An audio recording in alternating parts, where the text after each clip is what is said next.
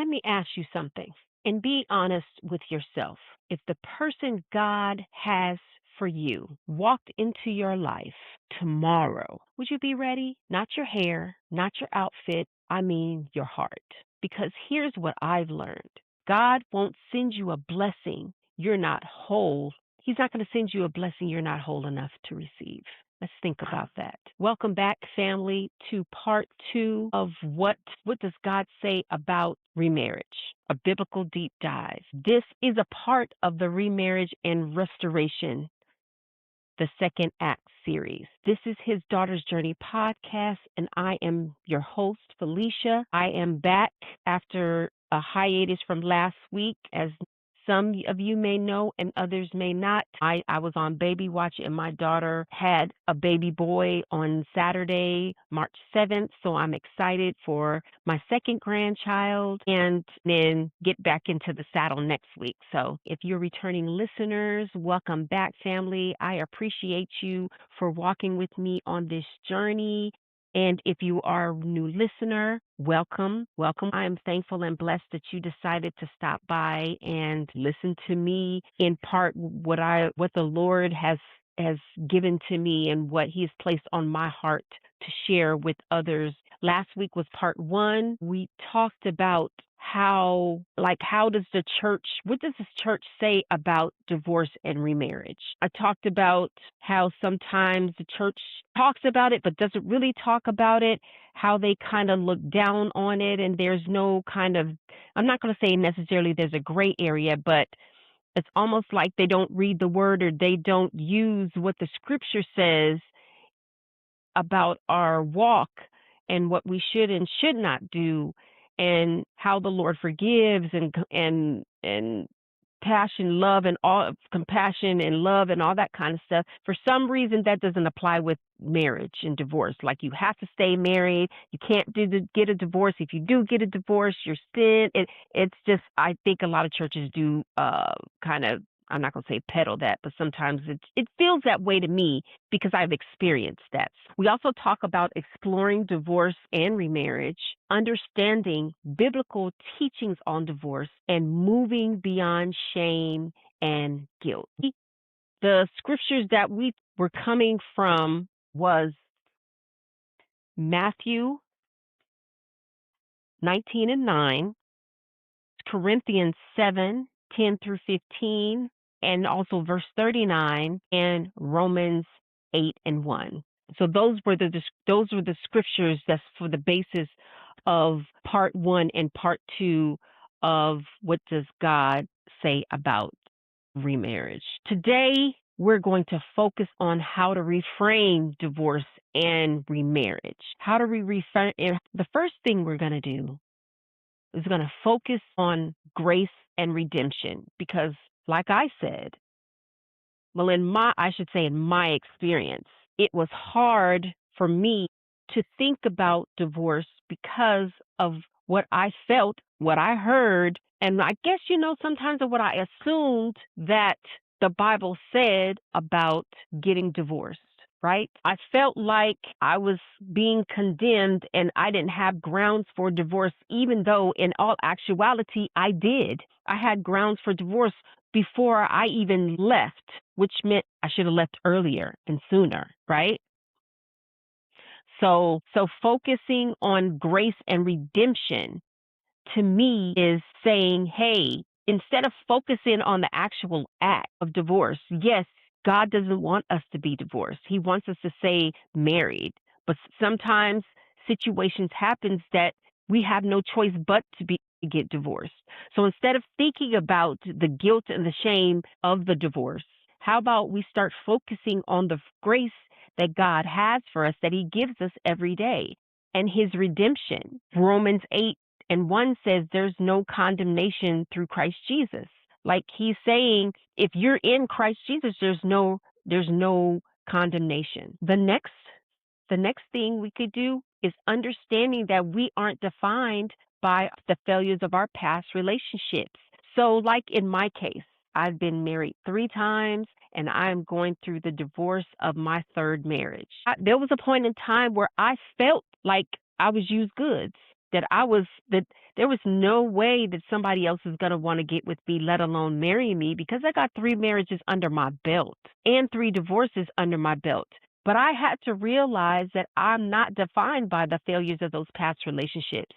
Now, I do have to come to grips and come to terms with what my role was in the decline of my marriage and the breakup of my marriage.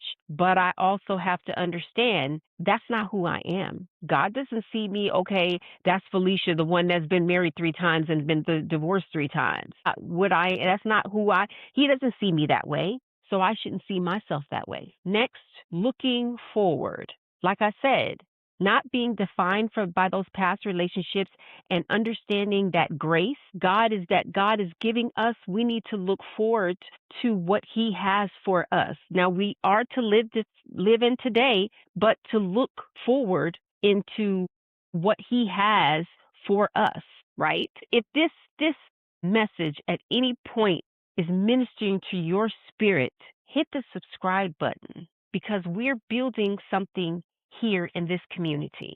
I just wanted to kind of drop that in there real quick. So yes, if you're feeling this message, or even if you think this is for someone else, like, share, and comment, and even subscribe to this channel, and then also do the notifications. Set up the notifications so you won't miss an episode. We're going to be talking about biblical principles to remember. First thing, marriage is a covenant, not just a contract. Genesis, and the biblical principle, the scripture to that is Genesis 2:24. Number 2, divorce is never God's desire, but he allows it because of the hardness of the heart. That is in Matthew 19:8. So reference that scripture. God values truth and peace in relationships over legalistic guilt. The scripture that pertains to that is going to be Malachi 2:16.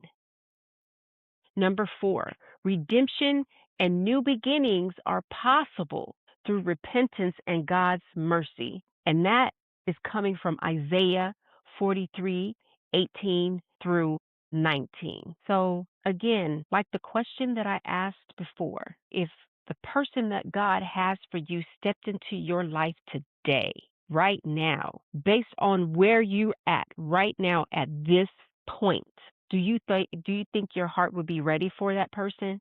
Do you think that you will even notice that person? Do you think that you can handle that person if he was or she was to step into your life now? Would you be ready? I want you to think about that and ponder that these next couple of days, or this week, or whenever. Think about that. I always tell people to ask yourselves the question: if you looked in the mirror, would you marry yourself? Would you marry yourself where you are right now? Not what you want to be, or where you think you should be, or where you used to be, but where you are right now. Would you marry you? Would you marry you? In all actuality, I would marry me. And I'm not just saying that. But I think that, and the Lord is still dealing with me. The Lord is still dealing with me, and he's still healing those tender parts, especially those wounds that were done by relationships. But I feel that I've stepped into where I'm better than I was, and I stepped into a direction to where I'm okay where I'm at right now. I love where I'm at right now. Yes, the Lord is going to be dealing with me probably for the rest of my life. I don't think I'm going to be like, okay, I'm healed, and he's not going to ever need to do anything else within me. But I think where I'm at right now, I would marry myself. I would definitely marry myself. Let's pray. This is going to be a short episode because, like I said, last episode was part 1, and today is part 2, which I didn't really have a lot more to talk about, but I didn't want to go into 30 minutes, 40 minutes trying to talk about this. So I said, you know what? Let's split it up, even though the other episode might be shorter. So let's go ahead and pray. And we're going to pray for the Lord to give us wisdom and discernment on how we feel, or how we see ourselves because of the breakdown of our relationship, because of the ending of our marriage, or the ending of a relationship. Because even if you were not married and you're in a relationship with someone, a long-term relationship, it still hurts. You still get wounds. You still get all of those things. So let's pray and ask the Lord to heal us, to continue to heal us, to get us to a place to where we're not hurting anymore, and we want to be able to look forward to who He has for us, if He has someone for us. Because a lot of people would probably think, yeah, Felicia's not going to get married again. She might have been married 3 times. She probably don't even want to get married. But that's not true. That is not true at all. Let's pray about it. Father God, in the name of your Son, Jesus Christ, we come before you giving you thanks and praise and honor and glory today. We thank you for who you are, Father God. We thank you for where you brought us from. We thank you for where you've taken us, Lord. Father God, we humble ourselves and we come before you asking for the forgiveness of our sins, dear Lord. Father God, forgive us for things that we said, thought, and did. Forgive us, Lord, forgive us for unforgiveness. If we're holding unforgiveness, because this is a part of healing, if we are holding grudges and unforgiveness towards anybody, our ex-husband, our ex-wife, our ex-boyfriend, our ex-partners, or whoever that may be, Father God, reveal it to us, show it to us, and forgive us and remove it from us, Lord.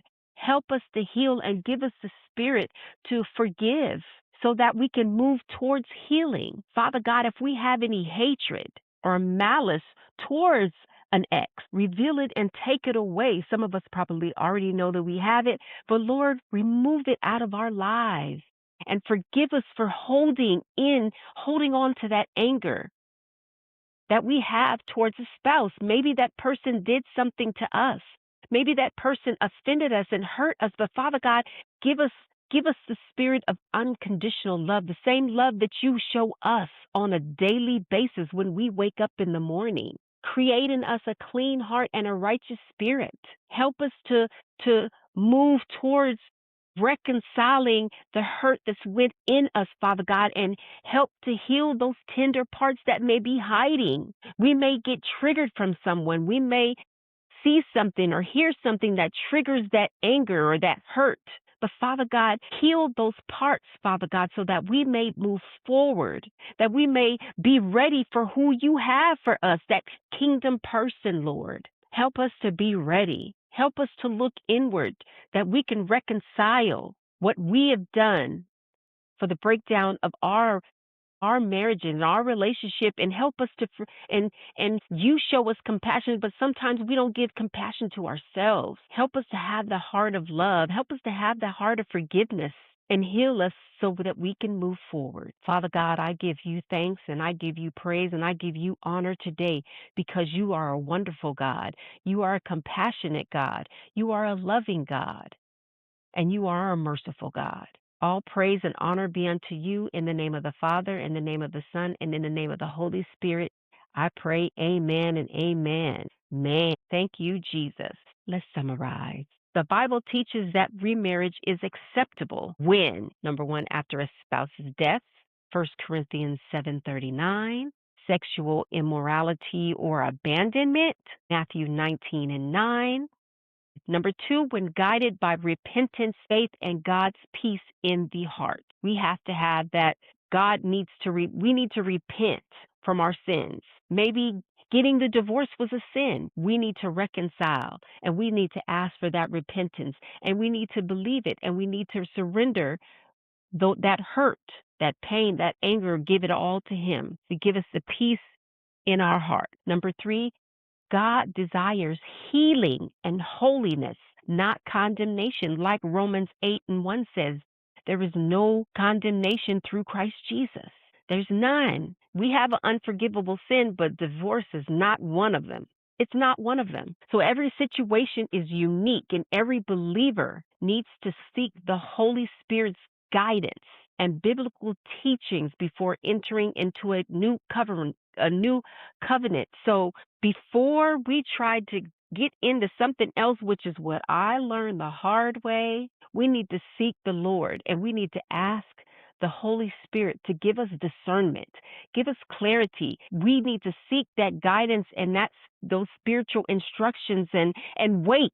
We need to wait and not move on it, but wait before we enter into a new covenant. I thank you, family. I thank you for being here. I thank everybody who sent me congratulations or text messages or anything for my new grandbaby. I want to let you know that if this ministers to your spirit, please like, share, comment, and subscribe. Push the notification button so you won't miss any episodes.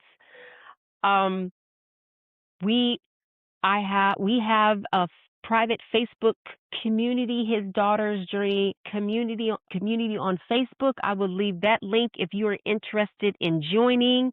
It's a safe space where we can debate and talk about and encourage one another, talking about episodes and things like that. There's also a free set apart 7-day heart detox. It's a free resource to help with healing your heart. The next episode is going to also be a two-parter. It's going to be two parts. That next episode is going to be called Discerning God's Voice in the chaos of emotions, where we dive into distinguishing God's voice, our voice, or the enemy's voice. Oh my gosh, it's going to be interesting. I love talking about things like that because sometimes I'll be wondering, Lord, is this you talking or is this me talking? So anyways, I thank you guys for stopping by. And remember, the walk isn't perfect, but we are never alone. I love you guys. Be blessed.